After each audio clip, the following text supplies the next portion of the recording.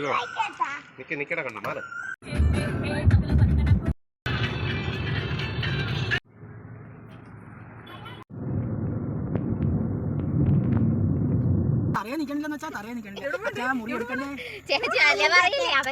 Hello, good morning. ഇന്നൊരു മടിയും കൂടാതെയാണ് കേട്ടോ രാവിലെ എഴുന്നേറ്റത്. അപ്പം നമ്മൾ പോകാനുള്ള സാധനങ്ങളൊക്കെ പാക്ക് ചെയ്ത് റെഡിയാക്കി വച്ചേക്കുകയാണ്.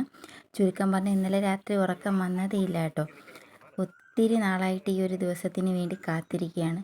ഒത്തിരി നാളെന്ന് പറയുമ്പോൾ വർഷങ്ങളൊന്നും അല്ല കേട്ടോ, മാസങ്ങളാണ്.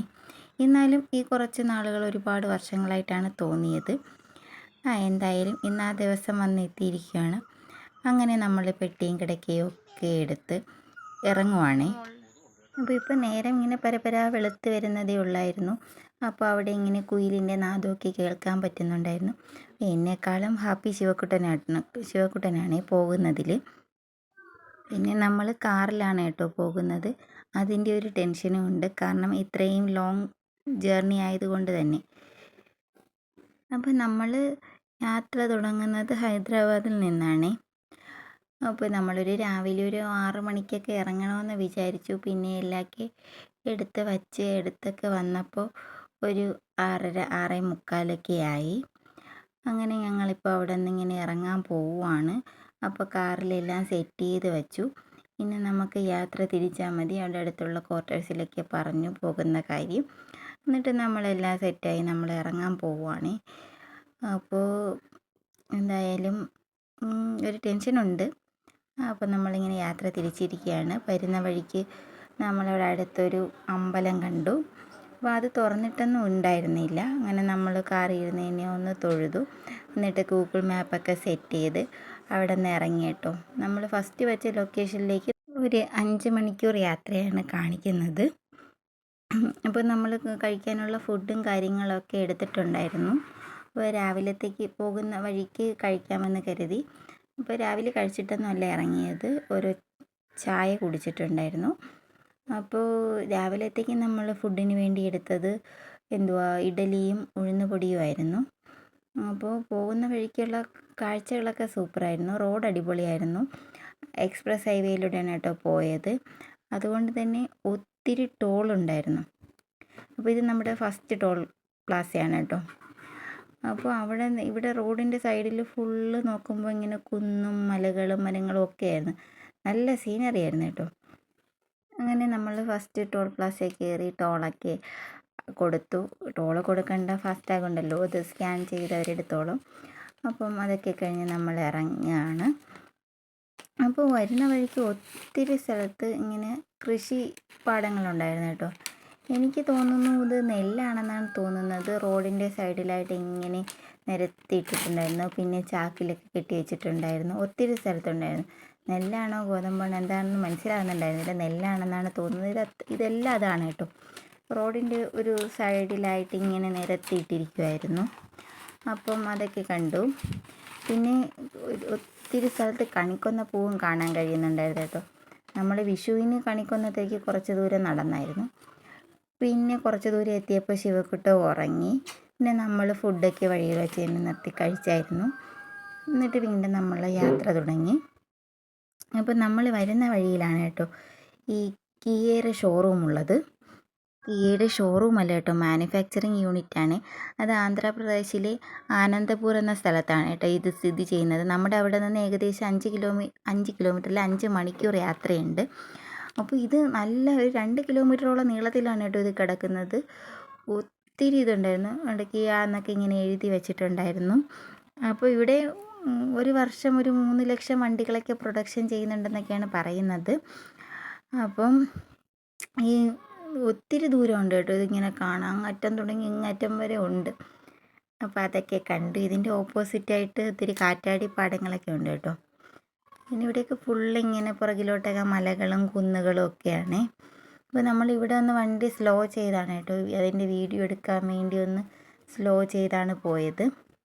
അപ്പോൾ ഇതാണ് അത് തുടങ്ങിയിട്ട് പിന്നെ തീരുന്നുണ്ടായിരുന്നില്ല. അങ്ങറ്റം ഇങ്ങറ്റത് കിടക്കുവാണെന്ന് തോന്നുന്നു. അപ്പോൾ ഇത് ആന്ധ്രാപ്രദേശിലെ ആനന്ദപൂർ എന്ന സ്ഥലത്താണ് സ്ഥിതി ചെയ്യുന്നത്.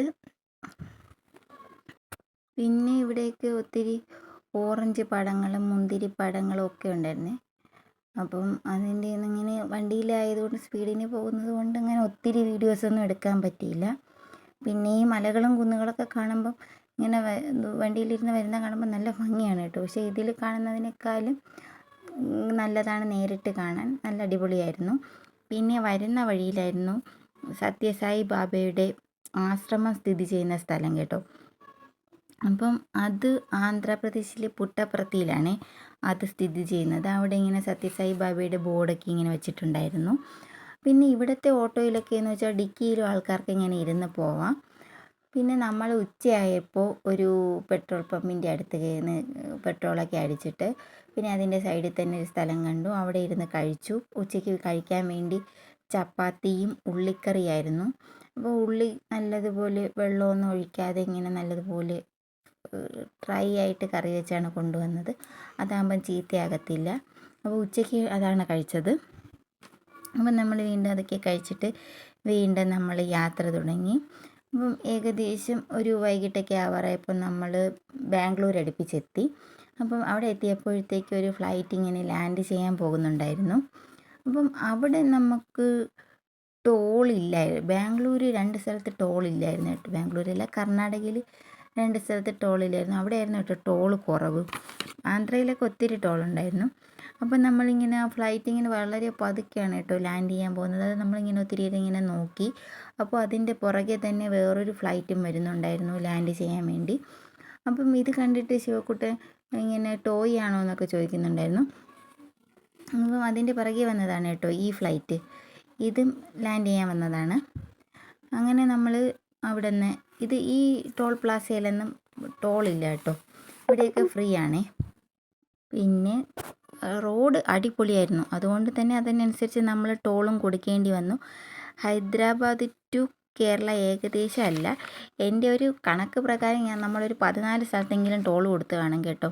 അപ്പം നമുക്ക് ടോളായിട്ട് മാത്രം 1455 രൂപയായിട്ടുണ്ട്. പിന്നെ നമ്മളൊരു പെട്രോൾ ഏകദേശം ഒരു 8000 രൂപയ്ക്കും അടിച്ചു. പിന്നെ ഇത് നമ്മൾ ഗൂഗിൾ മാപ്പ് ഒന്ന് ചതിച്ചതാണ്. നമ്മൾ എവിടെയാണ് ഹൊസൂർ ടു കൃഷ്ണഗിരി നമ്മൾ റൂട്ട് അടിച്ചപ്പോൾ ഈ ഒരു ഇടുക്ക് വഴി കൂടെയാണ് ഗൂഗിൾ മാപ്പ് കാണിച്ചത്. പിന്നെ നമ്മൾ കൃഷ്ണഗിരി എത്താറായപ്പോൾ ഈ അടയാർ ആനന്ദഭവനിൽ നിന്ന് നമ്മൾ ഒരു ചായയും ഉഴുന്നുവടയും കഴിച്ചു. ഉഴുന്നുവടയുടെ കൂടെ ചമ്മന്തിയും സാമ്പാറും ഒക്കെ തന്നിട്ടുണ്ടായിരുന്നു. നല്ല ചായയും ഉഴുന്നുവടയായിരുന്നു. പക്ഷേ ബില്ല് കുറച്ച് ഇതായിട്ട് തോന്നി. ഒരു ചായയ്ക്ക് അവർ 45 രൂപയും ഉഴുന്നുവടയ്ക്ക് ഒരു 47 രൂപയാണ് കേട്ടോ ഈടാക്കിയത്. ഇത് കുറച്ച് കൂടിപ്പോയി. പിന്നെ ആ ഷോപ്പിൻ്റെ സ്റ്റാറ്റസിനനുസരിച്ചായിരിക്കും ഒരു ബില്ല് ഇട്ടേക്കുന്നത്. പക്ഷേ നമുക്കൊരബദ്ധം പറ്റിയതാണ്. ഇനി അതിൻ്റെ തൊട്ടടുത്തായിട്ട് തന്നെ ഒരു ഫൺ റൈഡ് എന്നും പറഞ്ഞുണ്ടായിരുന്നു. അവിടെ കയറണമെന്ന് പറഞ്ഞ് ശിവക്കുട്ടൻ വാശിയൊക്കെ പിടിച്ചു. പക്ഷേ കയറ്റിയില്ല. നമുക്ക് പിന്നെ അടുത്ത ലൊക്കേഷനിലോട്ട് പോകണ്ടേ. നമ്മൾ ആദ്യം മാളൂർ സ്റ്റേ ചെയ്യാമെന്നാണ് കരുതിയത് കേട്ടോ. പക്ഷേ എങ്കിൽ നമ്മൾ പ്രതീക്ഷിച്ചതിൽ നേരത്തെ എത്തിയത് കൊണ്ട് തന്നെ നമ്മൾ കുറച്ചും കൂടി മുന്നോട്ട് പോകാമെന്ന് കരുതി നമ്മളപ്പം സേലം അടുപ്പിച്ചാണ് കേട്ടോ സ്റ്റേ ചെയ്തത്. കനിഷ് AC റൂംസിലാണ് കേട്ടോ സ്റ്റേ ചെയ്തത്. പക്ഷേ അവിടുത്തെ റൂമൊന്നും കൊള്ളില്ലായിരുന്നു. എൻ്റെ ഒരു ഇത് പറയുക, 1350 രൂപയായിരുന്നു റൂമിന് ചാർജ് ആക്കിയത്. പക്ഷെ അതിനനുസരിച്ചുള്ള ഒരു ഗെറ്റപ്പും അവിടെ ഇല്ലായിരുന്നു കേട്ടോ. പിന്നെ നമ്മൾ അവിടെ ഒരു രാത്രി പിന്നെ എങ്ങനെയെങ്കിലും അഡ്ജസ്റ്റ് ചെയ്ത് കിടന്നു. എന്നിട്ട് നമ്മൾ രാവിലെ തന്നെ എഴുന്നേറ്റു ഇറങ്ങി. അപ്പോൾ അവിടെ നിന്ന് ഇറങ്ങിയപ്പോൾ ഉള്ള സീനറിയാണ് കേട്ടോ ഇതൊക്കെ. ഇവിടെയൊക്കെ ഫുള്ള് തെങ്ങിൻ പടങ്ങളും ഒക്കെ ആയിരുന്നു. എല്ലാം കാണാൻ നല്ല രസമുണ്ടായിരുന്നു. പിന്നെ പെട്രോളിൻ്റെ കാര്യം പറയുവാണെങ്കിൽ നമ്മൾ ആന്ധ്രാപ്രദേശിൽ നിന്ന് അടിച്ചപ്പോൾ ഉള്ള റേറ്റല്ല കർണാടകയിൽ. ആന്ധ്രാപ്രദേശിലാണെന്ന് തോന്നുന്നു എനിക്ക് ഏറ്റവും കൂടുതൽ റേറ്റ് തോന്നിയത്. അവിടെ നമ്മൾ ഏപ്രിൽ 20-നാണ് കേട്ടോ അവിടെ നിന്ന് ഇറങ്ങുന്നത്. അന്നത്തെ ദിവസത്തെ റേറ്റ് എന്ന് വെച്ചാൽ അവിടെ 109 രൂപ 90 പൈസയായിരുന്നു. പക്ഷേ അത് കർണാടകയിൽ എത്തിയപ്പോൾ 103 രൂപ 54 പൈസയേ ഉള്ളൂ കേട്ടോ. തമിഴ്നാട്ടിലാണ് കേട്ടോ ഏറ്റവും കുറവ്, 101 രൂപ 66 പൈസയായിരുന്നു. എന്നിട്ട് പിന്നെ നമ്മൾ രാവിലെ ഹോട്ടലിൽ നിന്ന് ഇറങ്ങി വരുന്ന വഴിക്ക് ഒരു ചായ കുടിച്ചു. പിന്നെ ഈ കാണുന്നതൊക്കെ ഈ കാറ്റാടി പാടത്തിൽ അതില്ലേ അതിൻ്റെ ലീഫുകളാണ് കേട്ടോ. ഫാനിൻ്റെ ലീഫുകളാണ് ഇങ്ങനെ ഒരു സൈഡിൽ ഇങ്ങനെ നിറച്ചിട്ടുണ്ടായിരുന്നു. പിന്നെ ഒത്തിരി എണ്ണ ഇങ്ങനെ ലോറിയിൽ കൊണ്ടുപോകുന്നതും കണ്ടായിരുന്നു കേട്ടോ. പിന്നെ നമ്മൾ വരുന്ന വഴിയിൽ 1-2 സ്ഥലത്ത് ഇങ്ങനെ മുന്തിരി വിൽക്കുന്ന സ്ഥലങ്ങൾ കണ്ടു കേട്ടോ. അപ്പം നമ്മൾ ഒരു സ്ഥലത്ത് ഇങ്ങനെ നിർത്തി. അവിടെ അതിൻ്റെ പുറകിലായിട്ട് ചെറിയൊരു രീതിയിലൊരു മുന്തിരി പാടമൊക്കെ ഉണ്ടായിരുന്നു. അപ്പോൾ അവിടെ ഒരു ഒരിത്തിരി പ്രായമുള്ള ഒരു മാമനും മാമിയാണ് കേട്ടോ ഇരുന്ന് വിൽക്കുന്നത്. അപ്പം അവർ 2.25 കിലോ ഒരു ബോക്സിൻ്റെ അകത്താണ് കേട്ടോ മുന്തിരി ഇങ്ങനെ കെട്ടി വെച്ചിരിക്കുന്നത്. അപ്പോൾ 2.25 കിലോ ഒരു ബോക്സിൽ 2.25 കിലോ ഉണ്ട്. 150 രൂപയാണ് കേട്ടോ റേറ്റ് പറഞ്ഞത്. അങ്ങനെ പിന്നെ അവരുടെ അടുത്ത് ചോദിച്ചിട്ട് നമ്മളിങ്ങനെ ഒന്ന് മുന്തിരിപ്പാടം ഒന്ന് കണ്ടോട്ടേന്ന് ചോദിച്ചു. അപ്പോൾ അവരാദ്യം ഒന്നും സമ്മതിച്ചില്ല. പിന്നെ നമ്മൾ പറഞ്ഞു ജസ്റ്റ് കണ്ടാൽ മതി എന്നൊക്കെ പറഞ്ഞപ്പോൾ സമ്മതിച്ചു. അപ്പോൾ അവിടെ ഇങ്ങനെ മുന്തിരിങ്ങ പിടിച്ചു വരുന്നതേ ഉണ്ടായിരുന്നുള്ളൂ കേട്ടോ. ഇങ്ങനെ കുഞ്ഞു കുഞ്ഞു മുന്തിരിങ്ങകൾ നിൽപ്പുണ്ടായിരുന്നു. അപ്പോൾ നമ്മളെല്ലാവരും അവിടെ ഇറങ്ങി അവിടെ നിന്ന് 1-2 ഫോട്ടോസൊക്കെ എടുത്തു. അപ്പോൾ ഇതാണ് കേട്ടോ മുന്തിരിങ്ങകൾ, കുഞ്ഞു കുഞ്ഞു കുഞ്ഞു കുഞ്ഞു മുന്തിരിങ്ങകൾ. നിറച്ച് മുന്തിരി കൊലകൾ ഇങ്ങനെ തൂങ്ങിക്കിടപ്പുണ്ട്. പക്ഷേ അത് പിടിച്ചു വരുന്നതേ ഉണ്ടായിരുന്നു. പഴുത്തതെല്ലാം അവർ പറിച്ചെടുത്തു കേട്ടോ. കുഞ്ഞ് പച്ച കളറിൽ നിൽക്കുന്നു. ഇതില്ല സാധാ കുരുവുള്ള വയലറ്റ് കളർ മുന്തിരിങ്ങയാണ് കേട്ടോ. അങ്ങനെ നമ്മൾ ഒത്തിരി നേരം അവിടെയൊക്കെ നിന്ന് കണ്ട് ഫോട്ടോസൊക്കെ എടുത്തിട്ട് തിരിച്ചു വരുന്ന വഴിക്ക് അവരുടെ നിന്ന് കുറച്ച് മുന്തിരിങ്ങയൊക്കെ വാങ്ങി. അപ്പോൾ അവരുടെ കയ്യിൽ മുന്തിരിങ്ങയും ഉണ്ട് മാമ്പഴവും ഉണ്ടായിരുന്നു കേട്ടോ. അപ്പോൾ നമ്മൾ അവരുടെ നിന്ന് ഒരു ബോക്സ് മുന്തിരി വാങ്ങിയായിരുന്നു. അപ്പോൾ അവരിങ്ങനെ അതിൽ നിന്ന് എടുത്ത് കഴിക്കാൻ തന്നപ്പോൾ മധുരം ഉണ്ടായിരുന്നു. അപ്പം നല്ല മുന്തിരിങ്ങ എന്നാണ് പറഞ്ഞത്. എന്തായാലും വാങ്ങിയിട്ടുണ്ട്. അപ്പം ഇതാണ് കേട്ടോ, ഇങ്ങനെയാണ് അവർ റോഡിനോട് ചേർന്നാണ് കേട്ടോ ഇതുള്ളത്. ഒരു കുഞ്ഞിങ്ങനെ ഷെഡൊക്കെ കെട്ടി അതിൻ്റെ അകത്താണ് ഈ മാമനും മാമയും കൂടി ഇരിക്കുന്നത്. ഇങ്ങനെ ഒത്തിരി സ്ഥലത്ത് വേറെ ആൾക്കാരിങ്ങനെ ഇരിപ്പുണ്ട് കേട്ടോ. ഇങ്ങനെ അവരിങ്ങനെ മുന്തിരി ഇങ്ങനെ ബോക്സ്, പക്ഷേ ഈ ബോക്സൊക്കെ കാലിയാണ്, എംപ്റ്റി ആണ്. ഇതിൻ്റെ അകത്തൊന്നും ഒന്നുമില്ല. ആ ഇരിക്കുന്ന പച്ച കളറിൻ്റെ ഫോട്ടോ കാണിച്ചിരിക്കുന്നതിൽ മാത്രമേ സാധനം ഉള്ളൂ. അപ്പം ഈ ആൾക്കാരാണ് കേട്ടോ ഇങ്ങനെ വിൽക്കുന്നത്. എന്നിട്ട് നമ്മളതൊക്കെ വാങ്ങിച്ച് അവിടെ നിന്ന് ഇറങ്ങി. അപ്പോൾ ഇവിടെ ഫുള്ളിങ്ങനെ നെൽപ്പാടവും പിന്നെ പനങ്കളാണ്, നൊങ്ങെന്നൊക്കെ പറയത്തില്ലേ, അതിൻ്റെ ഇതൊക്കെ ഉണ്ടായിരുന്നു. പിന്നെ ഇത് നല്ല ഗ്രാമീണ ഭംഗിയുള്ള സ്ഥലമായിരുന്നേ. ഇത് തമിഴ്നാട്ടിലാണേ. പിന്നെ അതിൻ്റെ ഇടയ്ക്ക് ഇങ്ങനെ തെങ്ങിൻ പാടങ്ങളുണ്ടായിരുന്നു. നല്ല രസമുണ്ടായിരുന്നു കാണാൻ. ഇങ്ങനെയുള്ള സിനിമയിലൊക്കെ കാണുന്ന സ്ഥലം പോലെയൊക്കെ എനിക്ക് തോന്നി. പിന്നെ നമ്മൾ ഇതവിടെ നിന്ന് തെങ്കാശി, ആര്യങ്കാവ് അങ്ങനെയാണ് കേട്ടോ വന്നത്. നേരെ ഡയറക്റ്റ് ട്രിവാൻഡ്രം പോകുന്ന ആൾക്കാരാണെങ്കിൽ കന്യാകുമാരി വഴി പോവാം, അതാണ് എളുപ്പം. പിന്നെ നമുക്കിങ്ങ് കൊല്ലം അടുപ്പിച്ചുള്ള ഭാഗത്തോട്ട് വരുന്നത് കൊണ്ട് നമ്മൾ ആര്യങ്കാവ് വഴിയാണ് പോയത്. അപ്പോൾ അങ്ങനെ പോകുന്ന സ്ഥലത്ത് കുറച്ച് ദൂരം ഇങ്ങനത്തെ റോഡാണ് കേട്ടോ. മെയിൻ ഹൈവേ പോലെയൊന്നും അല്ല, കുറച്ച് ഇടുങ്ങിയ റോഡായിരുന്നു. മറ്റേത് കന്യാകുമാരി റോഡ് നല്ല എക്സ്പ്രസ് ഹൈവേ റോഡാണ് കേട്ടോ. ഇത് കുറച്ച് ഒന്ന് ഇടുങ്ങിയ റോഡായിരുന്നു. അപ്പം അതിൻ്റെ കുറച്ച് ദൂരം എത്തിയപ്പോൾ അവിടെ ഒരുപാട് വിൻഡ് ഫാം ഉണ്ടായിരുന്നു. വിൻഡ് ഫാം ഇങ്ങനെ ഏക്കർ കണക്കിന് സ്ഥലത്ത് സ്ഥിതി ചെയ്യുന്നുണ്ടായിരുന്നു കേട്ടോ. ചിലതൊക്കെ ഇങ്ങനെ കറങ്ങുന്നുണ്ടായിരുന്നു, ചിലതൊന്നും കറങ്ങുന്നുണ്ടായിരുന്നില്ല. അപ്പോൾ ഒത്തിരി സ്ഥലത്ത് ഇതിങ്ങനെ ഉണ്ടായിരുന്നു കേട്ടോ. 2 സൈഡിൽ നിറച്ച് ഈ കാറ്റാടി പാടങ്ങളുണ്ടായിരുന്നു. ഏകദേശം നമ്മൾ ഒരു 4 മണിയൊക്കെ ആയപ്പോൾ ആര്യങ്കാവിലെത്തിയായിരുന്നു. പിന്നെ ആര്യങ്കാവ് തെന്മല കുളത്തൂപ്പുഴ വഴിയാണ് കേട്ടോ നമ്മൾ പോയത്. അപ്പോൾ അവിടെ ആര്യങ്കാവിലെത്തുന്നതിന് തൊട്ട് മുമ്പ് ഒരു ചായയും പഴംപൊരിയൊക്കെ കഴിച്ചിട്ടുണ്ടായിരുന്നു. അപ്പോൾ അവിടെ ആര്യങ്കാവിലെവിടെ എത്തിയപ്പോൾ ഒത്തിരി കുരങ്ങന്മാരുണ്ടായിരുന്നു ഇങ്ങനെ സൈഡിലായിട്ട്. പിന്നെ അവിടെ ഫുള്ളിങ്ങനെ തേക്ക് മരങ്ങളും, തെന്മല ഭാഗം ഫുള്ള് തേക്ക് മരങ്ങളും. പിന്നെ ഇത് ആ തെന്മല റെയിൽവേ പാലമാണ് കേട്ടോ, റെയിൽവേ പാലമാണ്.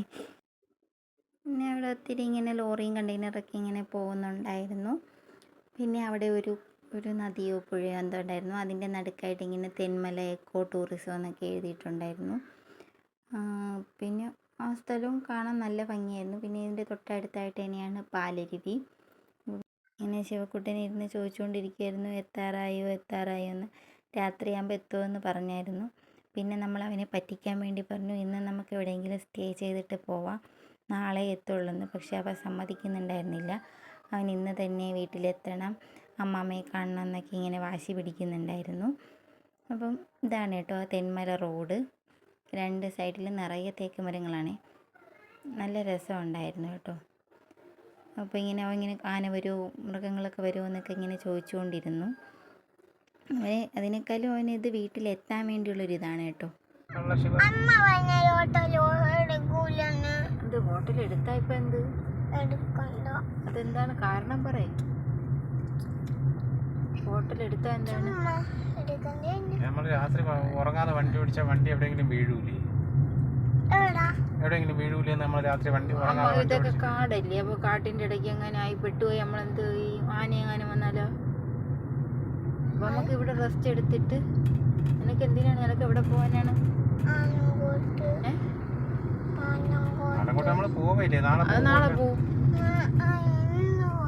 എന്തിനാണ് ആനക്കോട്ട് പോണേ? എന്തിനാണ്? അവിടെ ആരും ഇല്ലല്ലോ കാണാൻ. അമ്മാമ്മയുണ്ടോ? ആഹാ, അപ്പൊ അമ്മാമ്മയെ കാണാനാണോ പോണ? ആഹാ, അമ്മാമ്മയെ കാണുമ്പോ നീ എന്ത് ചെയ്യും? അമ്മാമ്മയെ കാണുമ്പോ നീ എന്തോ ചെയ്യുമെന്ന് പറയേ? ആഹാ, അമ്മാമ്മയുടെ അടുത്ത് നിന്ന് വണ്ടി ഓടിക്കാനാണോ നീ പോണത്? ആഹാ, അപ്പൊ അമ്മാമ്മക്ക്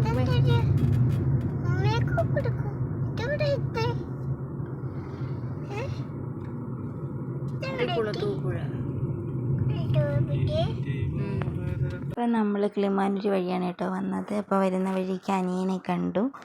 അപ്പോൾ നമ്മൾ അവിടെ ഇറങ്ങി അമ്മാമ്മയെ ഒന്ന് കണ്ടിട്ട് പോകാമെന്ന് കരുതി. അങ്ങനെ അമ്മാമ്മ അറിഞ്ഞില്ല കേട്ടോ നമ്മൾ വരുന്നത്. അപ്പോൾ സർപ്രൈസായിട്ട് അമ്മാമ്മയെ കാണാൻ പോവുകയാണ്. ഇതാണ് കേട്ടോ കുഞ്ഞിയുടെ വീട്, ഇവിടെയാണ് അമ്മാമ്മ നിൽക്കുന്നത്. അപ്പോൾ സർപ്രൈസായിട്ട് കാണാൻ പോവാണ്. അപ്പോൾ നമ്മൾ ശിവക്കുട്ടനെ ഇങ്ങനെ കയറ്റി വിടുവാണേ, മുത്തശ്ശിയുടെ അടുത്ത് ചെല്ലാന്നും പറഞ്ഞ്. അപ്പോൾ അവൻ ഇങ്ങനെ കയറി ചെല്ലുമ്പം അമ്മമ്മ ഒന്ന് അന്തം വിട്ടിരിക്കുവാണേ. അമ്മമ്മ സുഖമില്ലാത്തത് കൊണ്ട് മാസ്ക് ഒക്കെ വെച്ചിട്ടിരിക്കുവാണ്. അങ്ങനെ അവനെ കണ്ട ഉടനെ തന്നെ കെട്ടിപ്പിടിച്ച് ഉമ്മയൊക്കെ കൊടുത്തു. എന്നിട്ട് പിന്നെ മടിയിലേക്ക് പിടിച്ചിരുത്തി കാര്യങ്ങളൊക്കെ തിരക്കുവാണ് കേട്ടോ.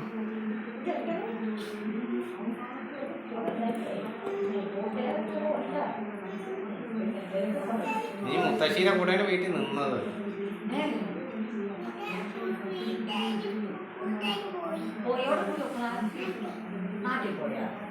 അത് കഴിഞ്ഞ് പിന്നെ അമ്മയ്ക്ക് സർപ്രൈസ് കൊടുക്കാനാണ് കേട്ടോ പോയത്. അമ്മ വരുമെന്ന് അറിഞ്ഞു, പക്ഷേ ഈ സമയത്ത് എത്തുമെന്ന് നമ്മൾ പ്രതീക്ഷിച്ചില്ല. അമ്മയുടെ അടുത്ത് പറഞ്ഞു നമ്മൾ രാത്രി ഒത്തിരി ലേറ്റാവുമെന്നൊക്കെയാണ് പറഞ്ഞിരുന്നത്. അപ്പോൾ അടുത്തൊരു അമ്പലത്തിൽ ഉത്സവം നടക്കും. അപ്പോൾ അമ്മയും അനിയത്തിയും കൂടി അങ്ങോട്ട് പോയിരിക്കുമായിരുന്നേ. അപ്പോൾ അവരെ വിളിച്ചപ്പോൾ ഒരു അമ്പലത്തിൻ്റെ അടുത്ത് നിൽക്കുന്നതെന്ന് പറഞ്ഞാൽ നമ്മളങ്ങനെ ആ വഴി വന്നതാണ്. അപ്പോൾ അവരാണ് കേട്ടോ അങ്ങ് നടന്നു പോകുന്നത്. അപ്പം നമ്മളിങ്ങനെ കണ്ടു, ഹോൺ അടിച്ചിട്ടൊന്നും കേട്ടില്ല. അങ്ങനെ നമ്മൾ ഫോൺ എടുത്ത് വിളിച്ചു കേട്ടോ. വിളിച്ചപ്പോൾ നമ്മളിങ്ങനെ അമ്പലത്തിൽ നിന്ന് ഇറങ്ങി നടക്കുവാണെന്നൊക്കെ പറഞ്ഞു.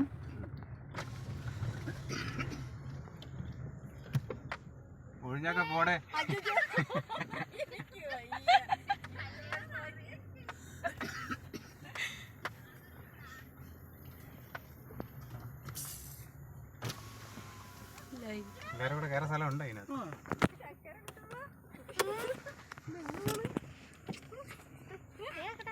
അവ അവിടെ നിന്നോണ്ട് അമ്മാമ്മ അവിടെ അവിടെ വന്നപ്പോ നിങ്ങളുടെ അവിടെ നിങ്ങനെ തറയെ നിക്കണില്ലെന്ന് വെച്ചാ തറയെ നിക്കണില്ല. മുറി എടുക്കല്ലേ